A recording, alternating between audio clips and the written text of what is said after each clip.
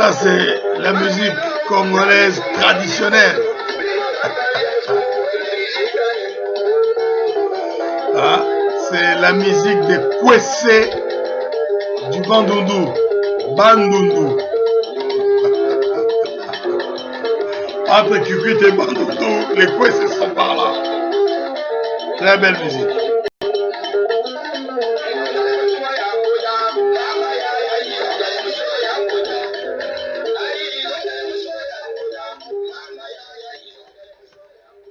Ah, Monsieur Yakota. Voilà, Jim Djunga, je reviens encore une fois vers vous, chers compatriotes congolais. Vous savez, j'ai pris l'habitude de vous amener à une réflexion globale. Parce que nous sommes congolais. Le mal qui est fait au Nandé, dans le Kivu, est fait à tous les Congolais. Le mal qui est fait aux gens de Mugwere est fait à tous les Congolais. Le mal qui est fait aux gens qui sont les Congolais de Ituri est fait à tous les Congolais. Hein? Si on a tué un Congolais à Beni, on a tué tous les Congolais. C'est l'affaire de tous les Congolais. Si on a tué un Congolais dans le quartier occidental, on a tué tous les Congolais. Hein? Quelque mal qui est fait à un Congolais quelque part au Congo est fait à tous les Congolais. Vous savez, quand vous avez votre orteil du pied gauche, le dernier qui est cassé, c'est tout le corps qui souffre. C'est tout le corps qui souffre. Et donc, j'aimerais bien que cette façon de voir les choses soit la nôtre, comme elle a toujours été. Comme elle a toujours été. Hein? Nous sommes un peuple uni. L'indépendance du Congo en 1960 s'est faite sur la victoire de la proposition qui voulait un Congo unitaire avec comme capitale Kinshasa.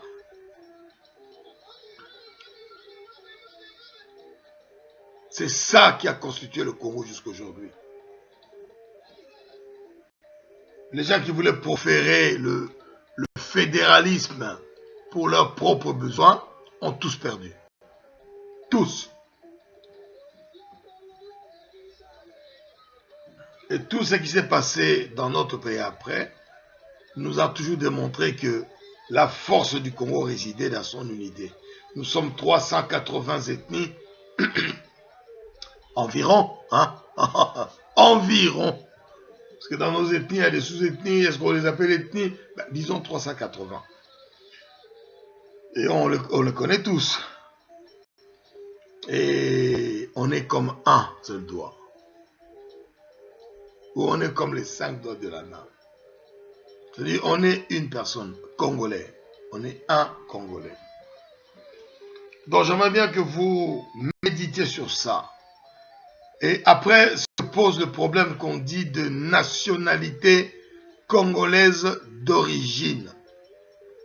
Ne peut être président ou ne peut rester pour la magistrature suprême que les Congolais d'origine, c'est-à-dire les personnes qui détiennent la nationalité congolaise d'origine, qui ont le père et la mère congolaise d'origine.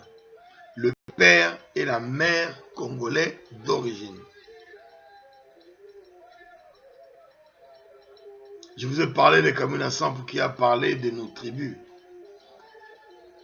C'est-à-dire que l'obiso keina clan toute tribu oyebi ke papa na yo mama na yo koko na originaire opesi kombo na yo kuna olobi nga na ye nazala mokonzi ya bakozwa ekoti batio na mutu po bayebi kombo na bayebi yo ntango basala ligne ya famille bamoni ke boza wana ozo comprendre malgré guerre malgré bitumba. Moi je ne suis pas de ces comment on dit ça, les gens qui veulent tout édulcorer, non. Même dans une famille, les gens se battent. Et dans une famille unie, unie, les gens se battent. Et pourquoi pas Nakatia Congo avec 380 ethnies, il n'y a pas eu historiquement des combats entre les ethnies congolaises, certains contre les autres, des stratégies entre des groupes qui se mettent ensemble d'ethnies contre. Ça existait. On a vu ça en Europe, on a vu ça partout. Mais tout ça a été aujourd'hui, je pense, calmé. Et je vais vous attirer votre attention sur deux choses. Il y a certains articles de Human Rights Watch qui ne me plaisent pas du tout parce que ils essayent de parler de la situation très très très grave parce que l'État congolais d'occupation ignore cette situation sciemment pour la laisser perdurer en attise. Le seul fait de l'ignorer l'attise. Le seul fait de l'ignorer l'attise. C'est inacceptable. Et les rapports de Human Rights Watch qui sont faits à la situation qui est à Kalemi entre les Congolais, s'il faut appeler, donc pour eux, ils parlent de Bantous et de Pygmées. Et ils vont plus loin en parlant des autochtones et des envahisseurs. Autochtones étant les Pygmées et les envahisseurs étant les Bantous. Je vais seulement dire une chose. Tous ces gens-là sont des Congolais, 100%, il n'y a aucun problème. Tous. Quels que soient les critères que nous prenons, sont tous Congolais. Je ne veux pas rentrer dans l'idée, je vais seulement rentrer dans l'histoire. Je vais donner un exemple aux gens de Human Rights Watch. Qui est citoyen américain? Les États-Unis n'existent que depuis 1776. Si on prend les entre guillemets colons qui sont allés en Amérique, on dit depuis 500 ans ils sont allés en Amérique, on peut discuter. Ils sont allés en Amérique, une terre qui n'était pas à eux, hein, une terre qui était habitée par les Indiens, dont les autochtones sont les Indiens. D'accord? Et aujourd'hui, nous savons la situation, c'est qu'elle est là-bas. D'accord? Donc, si on prend l'Europe, entre Visigoths, Romains, etc., Étrusques, les Celtiques, etc., depuis Charlemagne, on a vu qu'il y a eu un mouvement de population qui a stratifié certains dans certains pays qu'on connaît aujourd'hui. Et voilà, si on prend en Afrique, c'est pareil. Les Bantous sont partis de l'Égypte ancienne il y a 4500 ans. Et progressivement, ils sont retournés vers le sud et l'ouest, tout en occupant des terrains. Certainement, ils se sont battus avec les gens qui étaient dans ces terrains-là, et notamment ceux qu'on appelle les Pygmées, dans les Bayaka, les Bambundi, etc., etc. Sûr et certain, et non seulement ça, mais pour voir les Bantous aujourd'hui, il y a eu quand même un mélange très fort entre Pygmées et proto-Bantou. Et la preuve en est que on a les Bantous, on a même les semi-Bantous. Voilà, donc bon, semi-Bantou c'est un terme qui est discutable à mon avis, mais on a les Bantous. Donc avec les Bantous, on voit bien aujourd'hui que ce mélange qui s'est fait avec les Pygmées a été vraiment très fort parce que la majorité des Bantous aujourd'hui a une taille moyenne d'1m75-76, alors que la taille moyenne des Bantous était plus grande que ça, etc. Ce que j'essaie de dire, c'est quoi? Sans ces références historiques, des discours de ce type, façon de discours qui sont faits à dessein pour mettre le feu entre les gens. Les, entre guillemets, Pygmées et les Bantous qui sont sur le territoire de la République démocratique du Congo sont tous des Congolais. Pour ça, il n'y a pas de débat.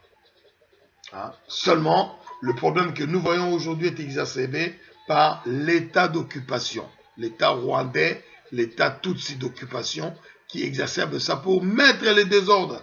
Parce que là, depuis que Kabila est dans l'illégitimité totale, il y a eu, on a prévenu, j'ai prévenu qu'ils vont mettre le feu partout pour se donner, entre guillemets, les moyens de dire qu'on va prendre des mesures coercitives pour justement, contenir les guerres tribales. Non, non, il n'y a pas de guerre tribale au Congo. On n'a pas ce temps-là. On n'a pas ce temps-là. Hein? Mais ils essaient d'exacerber. Vous avez vu avec Kamina Sampou, vous avez vu à Beni, vous avez vu à Mugwere, vous avez vu à Bunia, etc. On n'a pas besoin de ça. Hein? Le casse occidental à feu à sang, ça c'est inacceptable. C'est mis comme ça par... Et là, quand nous voyons le massacre, mais je pèse mes mots, il n'y a pas de mots. Il n'y a pas de mots. Hein? Les Congolais ne font pas ce genre de choses. Hein? Quand je vois comment les corps expéditionnaires Tutsi envoyés au Kassai occidental, massacrés en découpant en morceaux comme des bouchers la jeune femme onusienne et le jeune homme onusien, il n'y a pas de mots. Je dis qu'il y a un problème très grave que le monde ne veut pas voir, mais le seul responsable de cette affaire-là, de ce massacre inhumain, barbare, c'est Paul Kagame et Kabila. Et ces pratiques sont des pratiques totalement rwandaises que les Congolais ont éprouvées à l'Est, dans le Kivu, depuis 1998. Et là, ils se sont permis cela juste pour traumatiser le peuple et faire comme si les Congolais ont massacré. Les Congolais n'ont pas massacré les Onusiens. Ce sont les membres du corps expéditionnaire Tutsi qu'ils ont infiltrés officiellement dans l'armée congolaise, qui sont allés massacrer ces gens-là. Et si l'ONU ne veut pas ouvrir les yeux et voir cette situation-là, comme nous l'expliquons, comme je l'explique, ça sera un fiasco total et ces gens-là seront morts pour rien. C'est Paul Kagame et Kabila qui sont responsables de ce massacre-là. J'en viens à une troisième chose qui concerne nos amis du rassemblement. Moi, je pense que le rassemblement doit faire profil bas. Hein? Je vois le rassemblement qui essaye de condamner tout le monde actuellement. Hein? Là, ils ont condamné leur ami, le Premier ministre, en lui disant qu'il a oublié d'en prendre certains. Donc, ils sont allés voir le responsable d'un truc qu'ils ont mis en place pour suivre un peu le partage du gâteau, pour lui dire qu'il a oublié certains. Et toujours les gens du rassemblement, aujourd'hui, ils parlent du fait que la CENI doit être comptable, doit rendre de compte demain. Et quand je parle du rassemblement, je parle du rassemblement et de la réaction des gens qui sont dans le rassemblement, le G7, qui disent que l'ONU, la CENI va rendre de compte au peuple congolais. Non mais, c'est l'hôpital qui se fout de la charité là. Hein? Où on va avec des discours comme ça. La responsabilité, nous mettons en place cette technique qui s'appelle la causalité historique. La causalité historique nous apprend que le responsable de la présence de Kanambe Alliance Kabila à la présidence du Congo aujourd'hui, le 11 juillet 2017, c'est le rassemblement. C'est le rassemblement. Le rassemblement, c'est vous qui êtes allé signer l'accord du 31 décembre 2016 qui remet à Kabila, alias Kabila, à Kanambe et son système rwandais, tout ce qui occupe le Congo, le pouvoir. C'est vous le rassemblement qui avez signé cet accord-là. Hein? C'est vous le rassemblement qui avez signé cet accord-là en espérant partager, en espérant rentrer dans les supplétifs qui partagent le gâteau avec les Tutsis rwandais qui occupent le Congo. C'est vous le rassemblement qui est à la base de la présence présence de Kanambe aujourd'hui au pouvoir au Congo. Et vous venez après attaquer la CENI pour dire que la CENI aura une responsabilité devant le peuple congolais. Mais la CENI aura cette responsabilité-là. Il n'y a aucun problème. Mais ce n'est pas parce que vous le demandez. Vous-même, vous avez une responsabilité énorme devant le peuple congolais. Tous les membres du rassemblement, tous ceux qui étaient à Jean-Val, tous, vous avez une responsabilité historique. La causalité, je répète, la causalité historique nous permet, nous fonde à vous dire que c'est vous les responsables. C'est tous ceux qui étaient à Jean-Val, tous. À Jean-Val, c'est vous tous qui êtes responsables de ce qui se passe aujourd'hui au Congo. C'est vous qui êtes responsables de la présence de Kanambe alias Kabila à la présidence, à la tête de ce pays-là. Simplement parce que vous saviez parfaitement que ces garçons-là allaient dégager et que des forces de la diaspora, des forces politiques de la diaspora allaient arriver au Congo et prendre ces changements-là en main comme il fallait le faire. Et aujourd'hui, vous venez, vous dites, ah non, la CENI va prendre ses responsabilités devant le peuple. Mais oui, la CENI prendra cette responsabilité, mais ce n'est pas parce que vous la demandez. Vous avez à répondre de la même manière devant le peuple congolais. Vous avez trahi. Le premier traître dans le Congo, ce sont les membres du rassemblement. Tous. Si on vous appelle, maintenant vous sortez vos visages G7, dynamique de l'opposition, bientôt on va... Vous vous appelez rassemblement de ceci, rassemblement de cela. Tout ça, vous n'échappez pas à ça. Si vraiment les patriotes arrivent, au pouvoir, vous tous qui étiez à Jean-Val, vous allez répondre d'abord de ce que vous avez fait contre le Congo. Chacun prendra sa part de responsabilité. Voilà, mais arrêtez d'incriminer les gens, arrêtez de vouloir incriminer d'avance les gens comme la CENI, tout ça, pour un peu diluer votre responsabilité. Votre responsabilité, vous, rassemblement, elle est totale. Vous avez trahi le Congo en remettant le pouvoir ou en remettant complètement dans le jeu Kabila, alias Kabila Kanambe. Hein? Monsieur Kanambe, alias Kabila. Donc, il faut savoir raison garder. Hein? Chers messieurs du rassemblement, hein? Il ne faut pas essayer d'aller avant la charrue. Hein? Calmez-vous, hein? Assumez ce que vous avez fait, assumez la traîtrise que vous avez fait contre le Congo. Et voilà, là, je pense que les chiens et les champs seront bien gardés. Voilà les messages que je voulais vous donner aujourd'hui. Et je vous demande toujours, comme d'habitude, d'aller sur le site internet des UNIC, Unité nationale d'intégrité du Congo.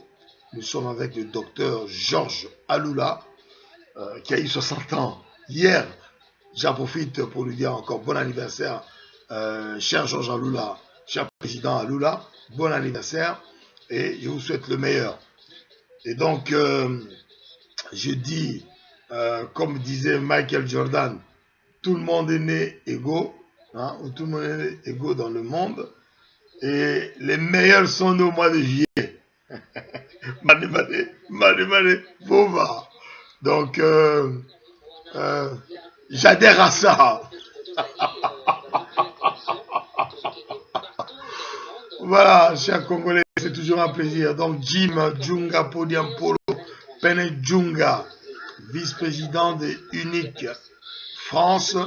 Nous sommes avec le docteur Georges Alula pour aller de l'avant avec le Congo. Et rejoignez le docteur Georges Alula sur U-N-C